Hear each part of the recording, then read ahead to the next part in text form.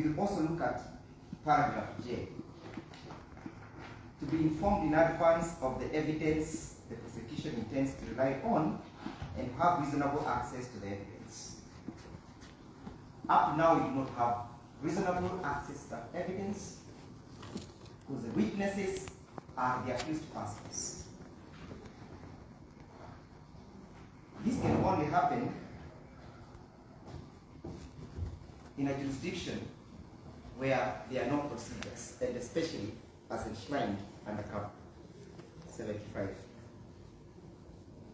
Secondly, Your Honor, paragraph K provides that to adduce and challenge evidence, the prosecution to adduce evidence, the defense to challenge that evidence. So we are in a serious constitutional dilemma, as counsel says. How do we challenge this evidence? How does the prosecution adduce this evidence? When does the accused person convert from an accused person to a witness? And where is the line? Counsel submitted on the question of to refuse to give self-incriminating evidence.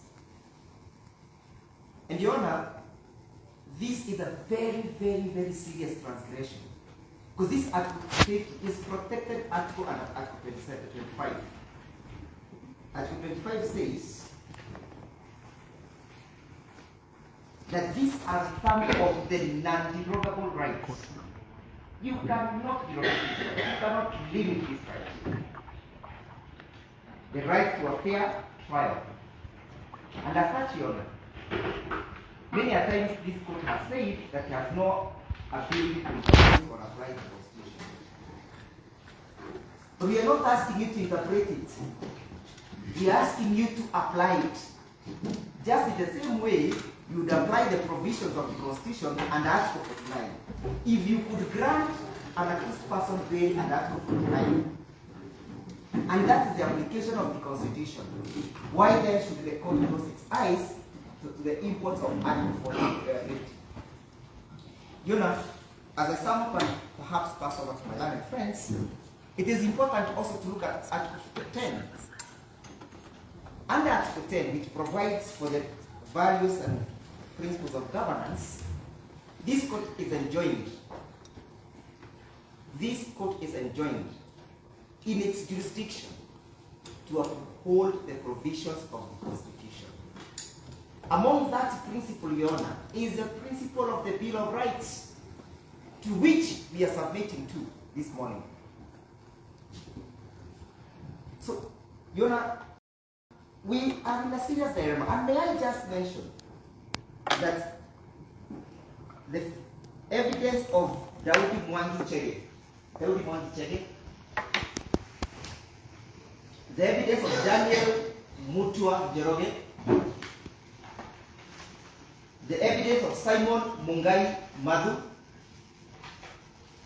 the evidence of John Kuria Karino, the evidence of Peterson Wanjao Dirango, the evidence of Samuel Kanede Gige, the evidence of Julius Domo Kamau.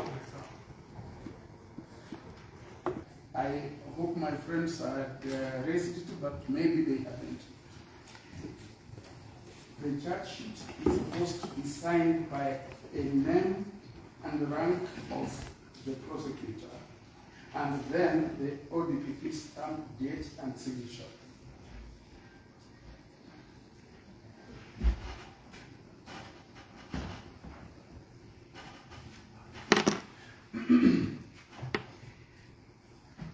If you look at the charge sheet, possibly in your file, you will see that there is no name. You will see that there is no rank. You will see that there is no, you cannot have a prosecutor on one hand and the ODPP on the other hand. There can only be one prosecutor who is the ODPP. And that is an important constitutional question. Do we still have police prosecutors?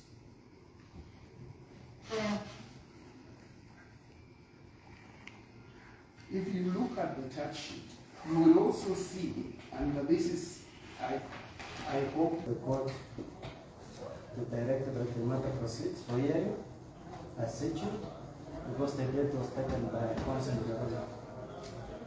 And the prosecution has witnesses.